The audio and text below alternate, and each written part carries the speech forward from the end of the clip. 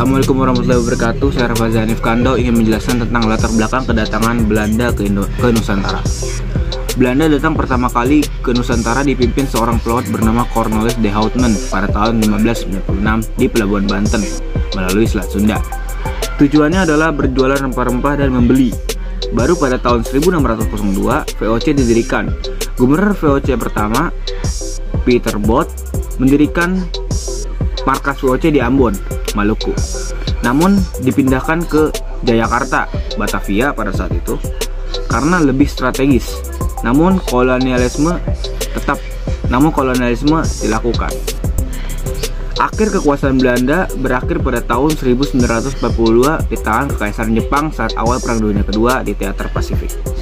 Assalamualaikum warahmatullahi wabarakatuh. Saya Marcella Suryani ingin menjelaskan proses kedatangan bangsa Belanda ke Indonesia.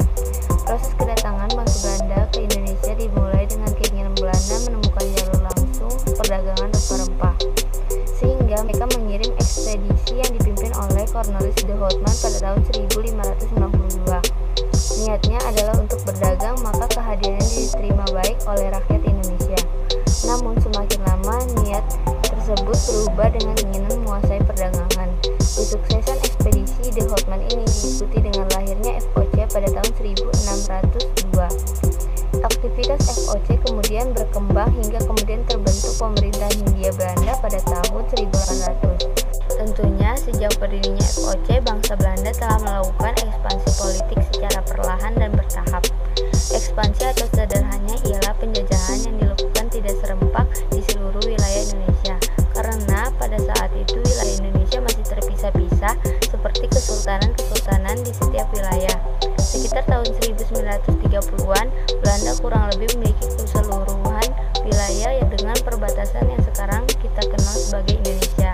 Dengan demikian, awal mula bangsa Belanda melakukan penjajahan terhadap bangsa Indonesia ialah ketika perubahannya tujuan Belanda yang berawal hanya ingin berdagang dan mencari rempah-rempah menjadi kegiatan penguasaan dan ekspansi wilayah-wilayah yang sekarang kita kenal sebagai Indonesia.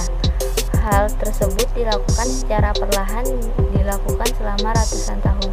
Terima kasih. Assalamualaikum warahmatullahi wabarakatuh. Nama saya Indra Putri Nuraini dari kelas 81. Saya akan membacakan rute kedatangan Belanda ke Indonesia. Pada bulan April 1595, Belanda memulai pelayaran menuju Nusantara dengan 42 kapal di bawah kepemimpinan Cornelis de Houtman. Dalam pelayarannya menuju ke timur, Belanda menempuh rute pantai barat Afrika, Tanjung Harapan, Samudra Selat Hindia, Banten. Sekian dari saya. Wassalamualaikum warahmatullahi wabarakatuh. Waalaikumsalam warahmatullahi wabarakatuh. Saya Rizwan Anwar akan menjelaskan reaksi bangsa Indonesia pada saat kedatangan bangsa Belanda. Kedatangan Belanda di Indonesia pada akhir abad 16 awalnya untuk berdagang. Reaksi rakyat pribumi saat itu sangat beragam. Ada yang menolak, ada juga yang menyambut dengan ramah. Belanda pertama tiba di Nusantara pada tahun 1956 di bawah pimpinan Cornelis de Houtman di Banten. Tempat Belanda pertama mendarat di Nusantara, Belanda awalnya disambut dengan baik. Namun sikap Belanda yang kerap memaksa membuat Belanda akhirnya diusir oleh Kesultanan Banten. Pada ekspedisi kedua, baru Belanda menerima sambutan dengan baik di bawah pimpinan Jacob van Eyck pada tahun 1958. Kedatangan Belanda disambut baik oleh Banten. Setelah berdagang di Tuban, Van Eyck dan rombongan melanjutkan perjalanan ke timur. Mereka singgah di Maluku. Sesampai di Maluku, Belanda disambut ramah. Belanda sempat membuat kongsi dagang West Indies Company atau VOC. Namun kehadiran VOC di Indonesia belakangan menyengsarakan rakyat. Dan pada saat kedatangan bangsa Belanda ke Indonesia juga menimbulkan sebuah perlawanan. Di antaranya adalah perlawanan Kesultanan Aceh di bawah Sultan Iskandar Muda pada tahun 1607 sampai 1639. Sekian dari saya. Assalamualaikum warahmatullahi wabarakatuh.